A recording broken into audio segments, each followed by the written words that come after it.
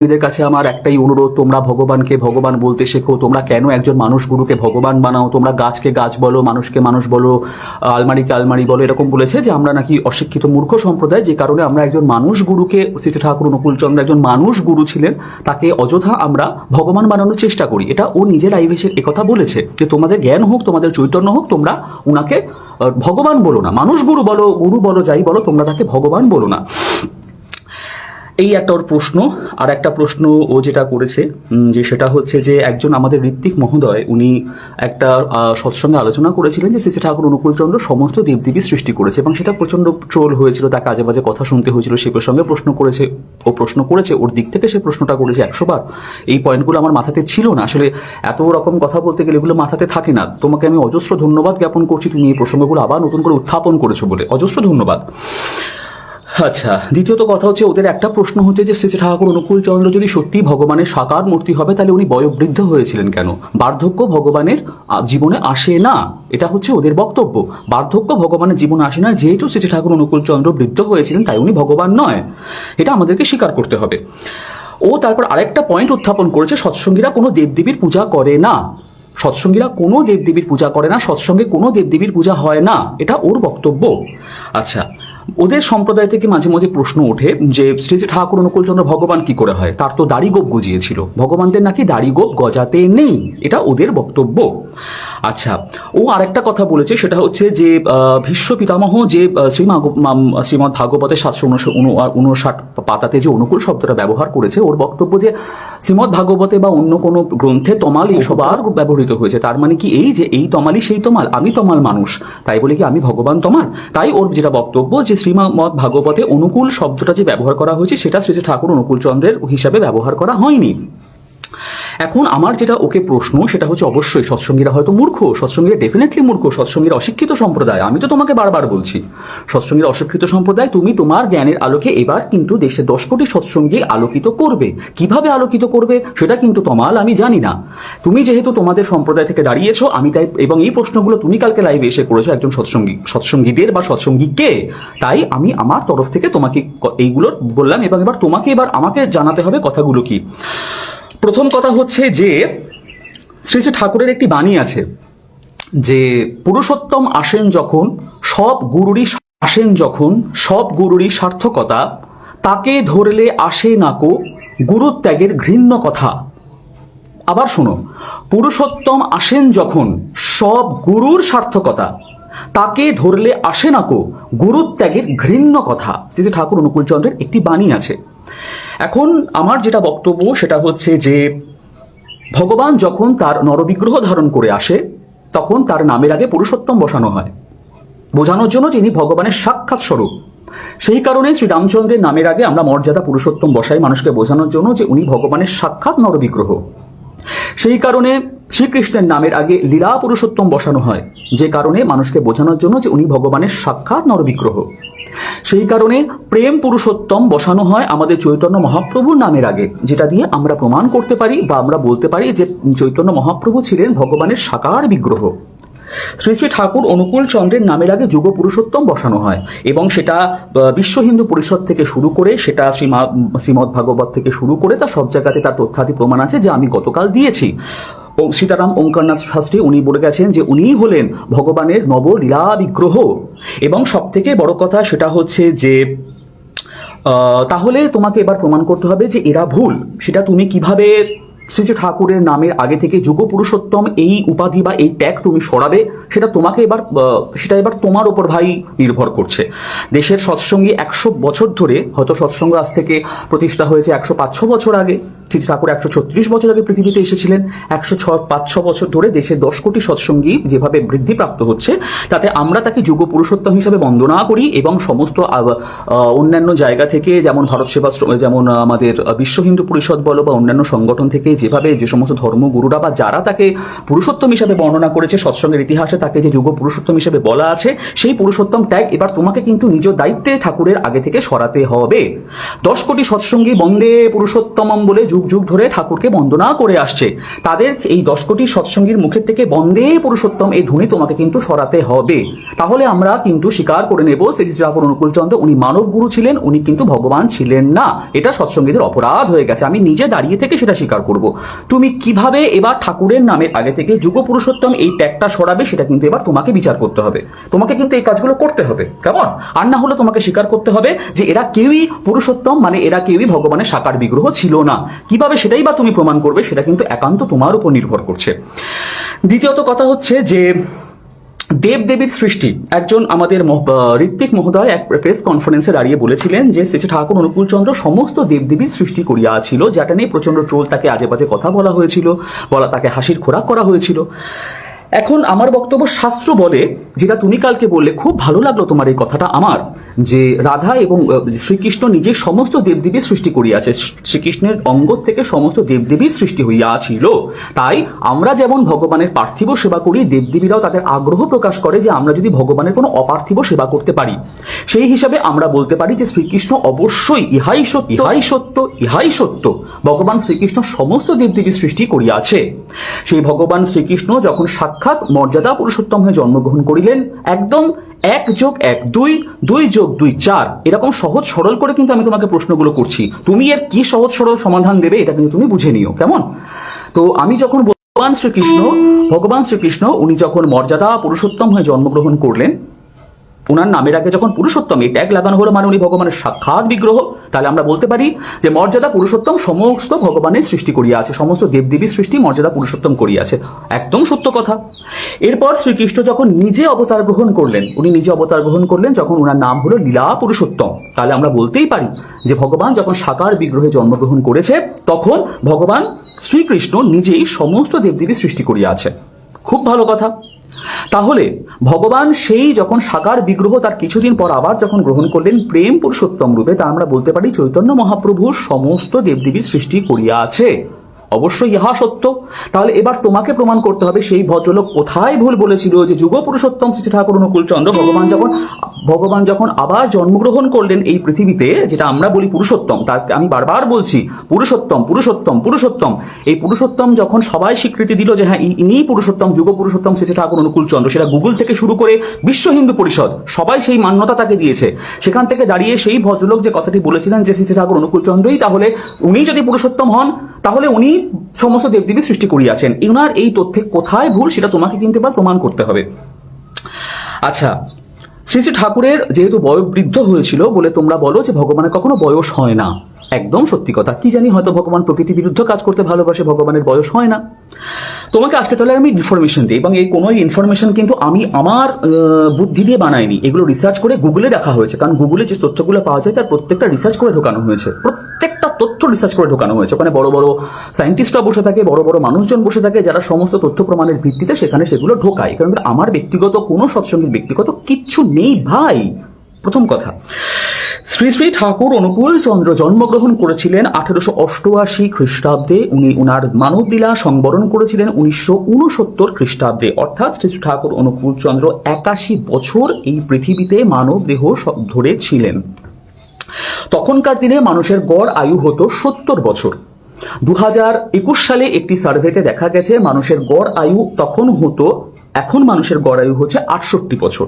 আজ থেকে 134 বছর আগে সেটা আর 2-3 বছর বেশি হবে, অর্থাৎ 70-72 বছর হবে তখনকার দিনের মানুষের গড় আয়ু। কারণ যত দিন যাচ্ছে মানুষের গড় আয়ু আস্তে আস্তে কমছে, এটা সায়েন্স বলছে। সায়েন্স, আমি যে সমস্ত কথাগুলো বলছি তার প্রত্যেকটা কিন্তু সায়েন্স গুলো বলছি, এটা কিন্তু তুমি মাথায় রেখো। তো শ্রী শ্রী ঠাকুর অনুকূলচন্দ্রের সময় গড় আয়ু যদি 70 ধরি আমি, তাহলে শ্রী শ্রী ঠাকুর অনুকূলচন্দ্র 81 বছর অবধি উনি দেহ ধারণ করেছিলেন, অর্থাৎ গড় আয়ুর পর থেকে উনি আরো 11 বা 12 বছর উনি উনার দেহে ছিলেন। তাই ওনার মধ্যে বয়োবৃদ্ধ যে ব্যাপারটা সেটা ওনার মধ্যে এসেছিল। চৈতন্য মহাপ্রভু যখন এই পৃথিবীতে জন্মগ্রহণ করেছিলেন তখন মানুষের গড় আয়ু ছিল 100 বছর। ভালো করে শোনো ভাই কথাটা, এটা কিন্তু আমি বলছি না, সায়েন্স বলছে, গুগল বলছে, রিসার্চ বলছে। চৈতন্য মহাপ্রভু যখন এই পৃথিবীতে জন্মগ্রহণ করিয়াছিলেন তখন মানুষের গড় আয়ু হতো 100 বছর। সেখান থেকে চৈতন্য মহাপ্রভু ওনার দেহে ছিলেন মাত্র 48 বছর। চৈতন্য মহাপ্রভু মাত্র 48 বছর দেহে ছিলেন। তোমাকে এবার প্রমাণ করতে হবে যে চৈতন্য মহাপ্রভু যদি গড় আয়ু অতিক্রম করে, অর্থাৎ তখনকার দিনে মানুষের যা গড় আয়ু হতো 100 বছর, সেটা অতিক্রম করে উনি আরো 10-20 বছর বেঁচেছিলেন, তা সত্ত্বেও উনার জীবনে বার্ধক্যতা আসেনি। এটা কিন্তু এবার তোমাকে প্রমাণ করতে হবে যে উনি যদি বেঁচে থাকতেন তাহলে উনি বয়োবৃদ্ধ হতেন না। কিভাবে প্রমাণ করবে আমি কিন্তু ভাই জানি না। আচ্ছা, এবার আসি ভগবান শ্রীকৃষ্ণের কথায়। রিসার্চ করে পাওয়া গেছে, গুগল বলছে এবং সমস্ত সায়েন্টিস্টদের রিসার্চ করে পাওয়া গেছে, দাপর যুগে মানুষের গড় আয়ু হতো 150 বছর। দাপর যুগে মানুষের গড় আয়ু হতো 150 বছর, যেখানে শ্রীকৃষ্ণ উনার মানব দেহে ছিলেন 125 বছর, মাত্র 125 বছর, অর্থাৎ গড় আয়ু থেকে উনার আয়ু ছিল 25 বছর কম। রিসার্চ বলছে, গুগল বলছে, উনি 90 বছর বয়সে কুরুক্ষেত্র যুদ্ধ করেছিলেন, 36 বছর বয়সে উনি ওনার দেহলীলা সংবরণ করে উনি বৈকুণ্ঠে উনি গমন করেন। তাহলে উনি ওনার গড় আয়ু থেকে 25 বছর কমে উনি ওনার দেহ রেখেছিলেন। যেমন এখনকার দিনের মানুষের গড় আয়ু 68 বছর, এখনকার দিনে তার 25 বছর আগে অর্থাৎ 43 বছর বয়সে যদি কোনো মানুষ দেহ রাখে তাহলে তার চেহারার মধ্যে কোনো বয়োবৃদ্ধতার ছাপ পড়বে না, না তার চুল পাকবে, না তার দাঁত পড়বে, না তার চেহারায় রিঙ্কলস আসবে, না তার চামড়া ঝুলবে, তার মধ্যে কোনো বার্ধক্যতা প্রকাশিত হবে না। তোমাকে এবার প্রমাণ করতে হবে যে শ্রীকৃষ্ণ যদি 150 বছর অর্থাৎ গড় আয়ু অতিক্রম করেও যদি আরো 20-25 বছর বেঁচে যেতেন তাহলে ওনার মধ্যে বয়োবৃদ্ধের কোনো ছাপ আসতো না। এটা কিন্তু তোমাকে এবার প্রমাণ করতে হবে, কারণ শ্রীকৃষ্ণ কিন্তু গড় আয়ুর 25 বছর আগে যখন উনি যুবক তখনই দেহ রেখেছেন। কাজে এই যে তুমি বললে যে ভগবানদের বয়স হয় না, ভগবানরা কখনো বৃদ্ধ হয় না, তোমাকে এবার প্রমাণ করতে হবে যে ভগবানরা যদি গড় আয়ু অতিক্রম করে আরো 20 বছর বাঁচতেন তখন কিন্তু শ্রীকৃষ্ণ বয়োবৃদ্ধ হতেন না, চৈতন্য মহাপ্রভু বয়োবৃদ্ধ হতেন না। এইটা উইথ সায়েন্টিফিক রিজন তোমায় কিন্তু আমাকে বোঝাতে হবে, কারণ আমি তোমাকে আগের দিন বলছি ধর্ম দাঁড়িয়ে থাকে সায়েন্সের উপরে। কিভাবে তুমি এর উত্তর দেবে আমি কিন্তু জানি না। এরপর তুমি বলেছো সৎসঙ্গীরা কোনো দেবদেবীর পূজা করে না। ঠিক আছে, নিশ্চয়ই তোমার কাছে কোনো ইনফরমেশন আছে। আমি অ্যাজ এ সৎসঙ্গী বলছি, আমার বাড়িতে কিন্তু ষোড়শ উপাচার করে কালী পূজা হয়। আমার বাড়িতে কিন্তু পুরীর সমস্ত নিয়ম মেনে, অধরপানা থেকে শুরু করে হেরা পঞ্চমীর সমস্ত নিয়ম মেনে আমার বাড়িতে কিন্তু রথযাত্রা হয়। আমার বাড়িতে যে চৈতন্য মহাপ্রভু এবং নিত্যানন্দ মহাপ্রভু শিব বিগ্রহ আছে সেটা কিন্তু ধামেশ্বর মন্দির থেকে প্রাণ প্রতিষ্ঠা করানো। এবং পুরীর যে হরিহর পাণ্ডা সে নিচে দাঁড়িয়ে থেকে, আমি নাম করে করে বলছি, পুরীর যে হরিহর পাণ্ডা সে নিচে দাঁড়িয়ে থেকে আমাকে জগন্নাথ, বলরাম এবং সুভদ্রার শ্রী বিগ্রহের সঙ্গে করে শ্রী বিগ্রহের সামনে রেখে আমার ঠাকুরের প্রাণ প্রতিষ্ঠা করা হয়েছে। কাজেই তোমাকে এবার প্রমাণ করতে হবে যে এরা কেউ দেবদেবী নয়, না হলে আমি সৎসঙ্গী নই। কিভাবে সেটা প্রমাণ করবে আমি কিন্তু জানি না, প্রথম কথা। দ্বিতীয় কথা হচ্ছে যে সৎসঙ্গীরা যেহেতু কোনো ঠাকুর দেবতার পূজা করে না, সেটা তোমার বক্তব্য, আমি এখন ইন্ডিভিজুয়ালি তোমাকেই এই কথাগুলো বলছি। দেওঘরে আমাদের আচার্যদেবের সান্নিধ্যে বহু বছর ধরে দুর্গাপুজো হয়ে আসছে। দেওঘরে আমাদের আচার্যদেবের অনুপ্রেরণায় এবং ওনার তত্ত্বাবধানে বহু বছর ধরে দুর্গা পূজা হয়ে আসছে দেওঘরে। প্রত্যেকটা সৎসঙ্গী মা লক্ষ্মী পূজা করে, প্রতিটা সৎসঙ্গী মা সরস্বতী পূজা করে। দেওঘরে নিজে শ্রী ঠাকুরের আমাদের যে বাড়ি আছে সেখানে লক্ষ্মী পূজা এবং সরস্বতী পূজা করা হয়। শ্রী শ্রী ঠাকুর অনুকূল চন্দ্র নিজেই মা সরস্বতীর অঞ্জলি দিতেন, তার উইথ ফটোগ্রাফস আছে। তোমাকে এবার প্রমাণ করতে হবে যে সৎসঙ্গীরা যে দুর্গা পুজো করে, লক্ষ্মী পুজো করে, কালী পুজো, সরস্বতী পূজা করে, এরা কোনো দেবী নয়। অথবা তোমাকে প্রমাণ করতে হবে যে আমি যে সংগঠনের কথা বললাম বা যে মানুষগুলোর কথা বললাম এরা সৎসঙ্গী নয়। তুমি কিভাবে প্রমাণ করবে সেটা কিন্তু একান্ত এবার তোমার ব্যক্তিগত ব্যাপার। তারপরে তুমি প্রশ্নটা করেছো, তুমি যে কথাটা বলেছো অনুকূল, শাস্ত্রের শ্রীমদ ভাগবতে যে অনুকূল কথাটা বলা আছে তুমি বলেছো সেটা এই অনুকূল নাও হতে পারে, সেটা অন্য কোনো অনুকূল হতে পারে। আজ থেকে 7000 বছর আগে পিতামহ ভীষ্ম শ্রীমদ ভাগবতে অনুকূল শব্দটা ব্যবহার করেছে। 7000 বছর পর এই পৃথিবীতে এমন যদি কোনো কারুর ও কোনো অস্তিত্বে জন্মগ্রহণ করে থাকে যাকে দেশের 10 কোটি মানুষ ভগবান বলে মানে এবং যার নাম মিলে যায়, যার নাম অনুকূল, সেটা হচ্ছে একমাত্র আমাদের শ্রী ঠাকুর অনুকূল চন্দ্র। তোমার বক্তব্য অনুযায়ী উনি নন। 7000 বছর আগে শ্রীমদ ভাগবতে যে অনুকূলের নাম বলা হয়ে গেছে সেই অনুকূল এখন কোথায় কি অবস্থায় আছে, তিনি কবে এই পৃথিবীতে অবতরণ করবেন সেটা কিন্তু তোমাকে উইথ তথ্য উইথ প্রমাণ এবার সৎসঙ্গীদের প্রমাণ দিতে হবে। তুমি কিভাবে সৎসঙ্গীদের প্রমাণ দেবে যে সেই অনুকূল এখন কোন লোকে আছে এবং সেই অনুকূল কবে অবতরণ করবে? 7000 বছর কিন্তু হয়ে গেছে ভাই, 7000 বছর হয়ে গেছে। ওই অনুকূল কবে এই পৃথিবীতে জন্মগ্রহণ করবে, সেই অনুকূল ভগবান কবে এই পৃথিবীতে আসবে সেটা কিন্তু আবার তোমাকে প্রমাণ করতে হবে। কিভাবে তুমি প্রমাণ করতে জানি না। তারপরে আরেকটা তথ্য তোমাকে আমি বলি, যেটা হচ্ছে যে পুরুষোত্তম বা শ্রী শ্রী ঠাকুরের কথাতে তোমার যে সমস্যাগুলো আছে বা তোমাদের যে সমস্যাগুলো আছে, কালকে আমি একটা উড়িয়া ভিডিও পোস্ট করেছি যেটা অচ্যুতানন্দ বলে একজন ভক্ত উনি লিখে গেছিলেন উড়িয়াতে ওনার 600 বছর আগে লিখেছেন, মানে ধরা যেতে পারে ঠাকুরের জন্মের 500 বছর আগে এই কীর্তনটি লেখা হয়েছিল, যেখানে আমি কালকে ফেসবুকে ছেড়েছি এই উড়িয়া কীর্তনটা, যেখানে উনি বলছেন যে ভগবান সাক্ষাৎ নরবিগ্রহ ধারণ করে যখন অনুকূল রূপে আসবে, উনি একটি সংগঠন করবেন যার নাম হবে সৎসঙ্গ, এবং সেখানে দেশ বিদেশের নানা রকম ভক্ত এসে তার সান্নিধ্যে আসবে। আমি অর্থাৎ এই অচ্যুতানন্দ তখন আকাশ পথে সেই লীলা দেখবো আর জীবন ধন্য করব। তোমাকে কিন্তু এখন এই অচ্যুতানন্দকে ডেকে জিজ্ঞেস করতে হবে যে অনুকূল ঠাকুরের জন্মের 500 বছর আগে উনি কেন তাকে নরবিগ্রহ, এবং উনি জেনে গেলেন কি করে যে উনি আসবেন, এবং উনি এই তথ্যগুলো কেন দিয়ে গেলেন, এবং উনি জানলেন কি করে যে অনুকূল ঠাকুর আসবে এবং উনি ভগবানের সাক্ষাৎ নরবিগ্রহ হবে। শ্রী শ্রী ঠাকুর অনুকূল চন্দ্রকে যারা ভগবানের সাক্ষাৎ বিগ্রহ বলে ঘোষণা করেছিল, সেটা বিশ্ব হিন্দু পরিষদ থেকে শুরু করে, সেটা সীতানাথ ওঙ্কারনাথ বাবা থেকে শুরু করে, সেটা অচ্যুতানন্দ থেকে শুরু করে, সেটা ধ্যানেশচন্দ্র নারায়ণ থেকে শুরু করে, যারা যারা তথ্য প্রমাণ আদি সহ তাকে পুরুষোত্তম বলে বন্দনা করে গেছেন, যে বন্দনার ভিত্তিতে বা যে পুরুষমের ভিত্তিতে আমরা সৎসঙ্গীরা তাকে ভগবানের সাক্ষাৎ বিগ্রহ বলে মনে করি। আমরা মনে করি সে কোনো মানুষ গুরু নয়, সে ভগবানের সাক্ষাৎ বিগ্রহ। তোমাকে এবার এদের প্রত্যেকের তথ্য প্রমাণাদি সংগ্রহ করে সৎসঙ্গীতে প্রমাণ দিতে হবে যে এরা কিন্তু ভুল কথা বলে গেছে, তোমরা ভুল পথে চলছো। শ্রী ঠাকুর অনুকূল চন্দ্র একজন মানব গুরু ছিলেন, উনি ভগবান ছিলেন না। কিভাবে তুমি এই প্রমাণগুলো দেবে ভাই, আমি কিন্তু জানি না, কিন্তু তোমাকে দেশের 10 কোটি সৎসঙ্গের মুখ থেকে বন্দে পুরুষোত্তম ধ্বনিটাকে চিরতরে মুছে দিতে হবে। তোমাকে সৎসঙ্গের ইতিহাস থেকে এবং যে সমস্ত বড় বড় মনীষীগণ, বড় বড় মানুষজন যারা যুগ পুরুষোত্তম হিসেবে তাকে বন্দনা করে গেছে, সেই সমস্ত ইতিহাস থেকে যুগ পুরুষোত্তম নামটা মুছিয়ে দিয়ে শুধুমাত্র অনুকূল ঠাকুর নামটা তোমাকে এবার নিজে দায়িত্বে কিন্তু ভাই বসাতে হবে। ভাই তমাল, তুমি কি করে করবে আমি কিন্তু ভাই জানি না, কিন্তু যেহেতু তুমি কালকে লাইভে এসে সৎসঙ্গীদের বিরুদ্ধে এই পয়েন্টগুলো বলেছো এবং আমি তোমার পুরো লাইভটা শুনেছি, তাই সেই পয়েন্টগুলোর ভিত্তিতে এই প্রশ্নগুলো আমি করলাম।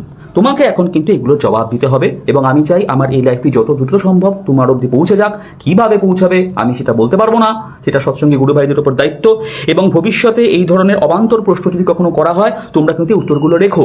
তুমি হয়তো আরেকটা পয়েন্ট খাড়া করতে পারো, আমি যেহেতু তোমাদের সাথে খুব ভালোভাবে মেলামেশা করেছিলাম একটা সময়, তোমরা বলো ভগবানের চুল দাড়ি গোপ ওঠে না, তোমরা বলো ভগবানের নাকি চুল দাড়ি গোপ এগুলো ওঠে না।